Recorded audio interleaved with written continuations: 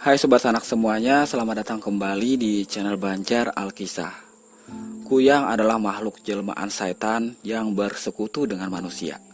Seperti yang pernah kita ulas tentang Kuyang beberapa minggu yang lalu. Kuyang juga pernah menggemparkan warga Samarinda, Kalimantan Timur pada 11 Oktober 2019 kemarin.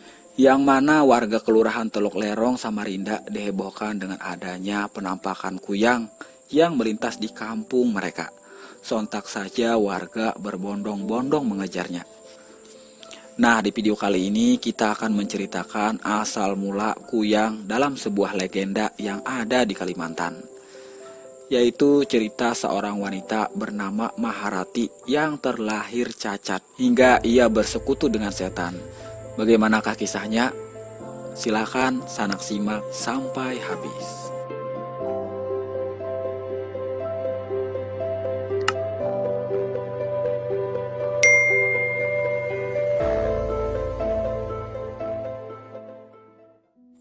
Maharati sudah punya rencana yang matang untuk melenyapkan mayat-mayat itu. Akan ada sebuah kereta kuda yang datang ke rumah Maharati untuk mengangkut sampah. Dan nantinya Maharati akan memasukkan ketiga mayat itu ke dalam keranjang sampah. Dan ternyata rencana Maharati ini berhasil. Tidak ada yang mencurigai kalau di dalam keranjang sampah itu adalah mayat. Nantinya mayat-mayat itu akan ikut dibakar dengan sampah. Tidak ada orang yang tahu kalau Maharatilah yang membunuh ketiga anak itu. Beberapa tahun kemudian, Maharati semakin beranjak dewasa. Kini kedua orang tuanya mengizinkan Maharati untuk melihat dunia luar. Maharati sangat senang dengan keputusan kedua orang tuanya itu. Maka pagi-pagi sekali si Maharati dijemput sebuah delman. Ia dan keluarganya naik ke atas delman itu. Mereka akan berkeliling desa dan mengenalkan Maharati ke dunia luar. Dunia luar bukan lagi menjadi hal baru baginya. Karena dulu dia pernah kabur dari rumahnya. Kali ini dia tidak mau menggunakan hidung kayunya dan memilih untuk menutupi bagian hidung dan mulut dengan kain hitam seperti mengenakan cadar. Setelah diizinkan keluar rumah, Maharati pun sering berkeliaran di pasar untuk membeli bahan makanan. Hingga pada suatu hari, dia bertemu dengan seorang wanita yang sudah sangat tua. Punggung wanita tua itu bungkuk. Dia harus menggunakan tongkat kayu untuk berjalan. Wanita tua itu adalah seorang pengemis yang akhir-akhir ini mangkal di pasar dekat rumahnya Maharati. Karena merasa kasihan, Maharati pun memberi pengemis itu beberapa keping uang doit. Doit adalah mata uang yang berlaku pada masa Kesultanan Banjar. Setelah Maharati memberi nenek itu uang, kepala si nenek perlahan menengadah pada Maharati. Dia memperhatikan wajah Maharati yang tertutup kain hitam. Si nenek pun tersenyum. Maharati lalu pergi begitu saja dari hadapan si nenek. Di perjalanan dia gelisah. Akhir-akhir ini memang ada yang dipikirkan Maharati. Kedua kakaknya Maharati sudah dipinang, sedangkan sampai saat ini tidak ada satupun lelaki yang mau sama Maharati. Mungkin karena fisik Maharati yang berbeda dari perempuan lainnya. Sudah berkali-kali Dehen menjodohkan anaknya dengan para lelaki. Tapi setiap para lelaki itu datang ke rumah untuk melihat wajah Maharati, mereka langsung mengundurkan diri dan tidak mau menikahi putri Dehen. Alasannya sederhana, karena Maharati ini tidak punya hidung. Yang tampak di area hidungnya itu hanya 2 lubang kecil untuk Maharati bernafas. Tidak sedikit laki-laki yang bahkan kaget begitu melihat wajahnya Maharati. Maharati sangat sedih. Setiap malam dia selalu melamun sambil menangis di belakang rumahnya. Ia mulai khawatir, jangan-jangan sampai dia mati tidak ada yang mau menikah dengannya. Dan saat Maharati sedang melamun, tiba-tiba saja dia melihat sosok perempuan yang tubuhnya bungkuk sedang berdiri di samping pohon. Maharati perlahan menghampiri sosok itu dan ternyata dia adalah si nenek yang pernah ketemu Maharati di pasar. Entah bagaimana si nenek itu bisa masuk ke dalam halaman rumah Maharati. "Aku bisa membuatmu cantik dan abadi," kata si nenek. "Bagaimana caranya, Nek?" tanya Maharati. "Kau harus meminum darah wanita yang sedang melahirkan," jawab si nenek. Maharati terdiam. Dia sepertinya meragukan untuk percaya hal itu. Soalnya si nenek ini aneh sekali. Mana mungkin seorang manusia bisa menjadi cantik dengan meminum darah? Melihat keraguan Maharati, si nenek itu seolah mau menunjukkan kesaktiannya.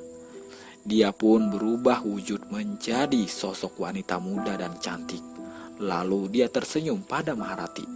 Maharati langsung terkagum-kagum dengan kesaktian si nenek itu. "Benarkah apa yang kau katakan itu?" tanya Maharati perlahan.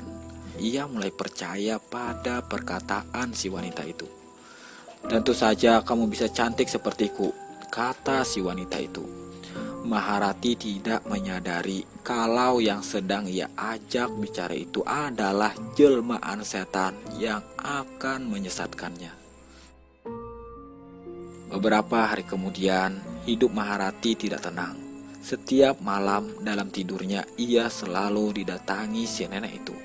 Dalam mimpinya, Maharati, si nenek memberi sebuah mantra yang ditulis di atas pelepah bambu.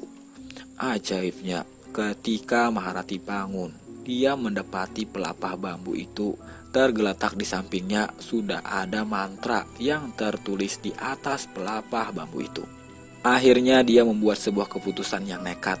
Ia akan mencoba saran si nenek, yaitu meminum darah orang yang sedang melahirkan.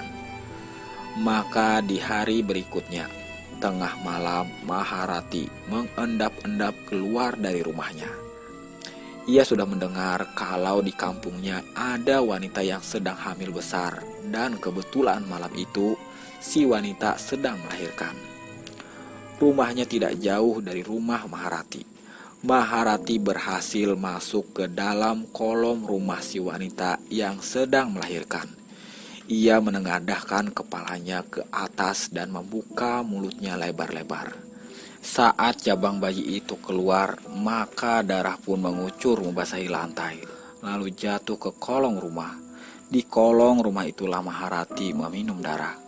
Wajahnya merah terkena cipratan darah, dan setelah darah itu habis, Maharati langsung kabur tanpa diketahui siapapun. Secara ajaib, keesokan paginya, Maharati terkejut melihat kondisi wajahnya yang berubah. Dia sekarang punya batang hidung, wajahnya juga tampak lebih cerah dan lebih cantik. Dengan gembira, Maharati menunjukkan batang hidung barunya itu pada keluarganya. Semua keluarga Maharati heran.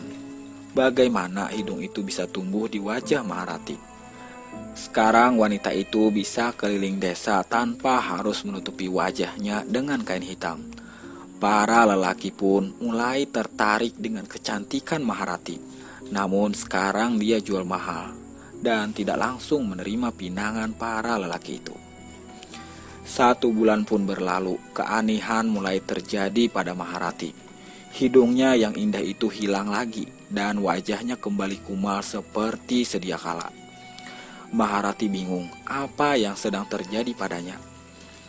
Malamnya saat Maharati sedang kebingungan, ia mendengar ada yang mengetuk jendela kamarnya. Dia pun membukakan jendela itu. Ternyata yang datang adalah si nenek misterius yang pernah memberinya petunjuk. Nenek itu bilang kalau Maharati ingin hidup abadi dengan kecantikannya, maka dia harus makan bayi. Maharati benar-benar terkejut dengan perkataan si nenek. Tapi di sisi lain, si Maharati ini tidak mau kehilangan kecantikannya. Dia pun menuruti apa yang dikatakan. Maharati benar-benar sudah gelap hati. Wanita itu langsung mencari korban pertamanya di desa. Maharati mendatangi rumah yang penghuninya baru saja melahirkan beberapa hari yang lalu. Ia masuk ke dalam rumah itu melalui jendela kamar. Kebetulan bayi di kamar sedang sendirian, sedangkan ibunya lagi di dapur. Maharati langsung menculik bayi itu dan membawanya ke hutan. Dan dengan keji, Maharati membunuh jabang bayi, lalu memakannya mentah-mentah. Suatu hari setelah memakan bayi, hidung Maharati pun kembali tumbuh. Wajahnya juga berseri-seri dan bertambah cantik. Belum ada warga yang mengetahui aksi kejinya itu. Warga mulai cemas karena beberapa bulan ini sudah ada 4 bayi yang hilang di desa mereka. Atas dasar itulah mereka ingin menjebak penculik bayi. Dan pada suatu malam, nasib naas menimpa Maharati. Dia tertangkap basah oleh warga sedang menculik jabang bayi. Maharati pun ditangkap warga dan diarak keliling desa. Tanpa diadili lagi, Maharati langsung dipenggal oleh warga. Hal itu mereka lakukan karena pembunuhan yang dilakukan Maharati terbilang kejam. Maka harus dibalas dengan kejam pula. Karena pas Maharati ditangkap, dia mengakui kalau dialah yang membunuh semua bayi itu. Tidak ada yang bisa menolong wanita itu, termasuk keluarganya sendiri. Bahkan keluarganya Maharati juga diusir dari desa. Rumah mereka dibakar. Warga menuduh kalau Maharati itu menuntut ilmu hitam, sehingga dia menculik para bayi dan membunuhnya. Setelah kematian Maharati, warga merasa aman. Mereka tidak lagi takut akan teror penculikan bayi. Namun apa yang terjadi dengan Maharati benar-benar di luar nalar. Wanita itu ternyata tidak bisa dibunuh. Kepala dan tubuhnya bersatu kembali. Jantungnya berdetak. Dan kini dia menjelma menjadi wanita yang lebih cantik dari sebelumnya. Dan wajahnya berbeda dengan Maharati yang dulu. Tapi ada garis luka di lehernya. Garis itu bekas luka penggal yang entah kenapa tidak bisa hilang. Kalau siang Maharati berbaur dengan warga lainnya di pasar. Kalau malam hari akan kembali ke hutan. Lalu berubah wujudnya menjadi susuk kepala wanita dengan organ dalam yang terburai, dan itu sangat mengerikan. Maharati terbang di malam hari menculik bayi dan meminum darah wanita yang baru melahirkan demi menjaga keabadian dan kecantikannya. Semakin lama, warga semakin sering melihat penampakan Maharati, dan warga pun mulai menamai setan itu dengan sebutan Kuyang. Entah siapa yang mengawali penyebutan nama Kuyang, namun faktanya Kuyang adalah makhluk gaib yang sudah ada sejak zaman dahulu dan hingga sekarang masih sering menampakkan diri.